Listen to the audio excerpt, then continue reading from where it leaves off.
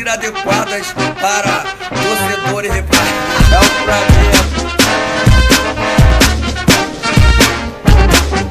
Uma vez pra mim,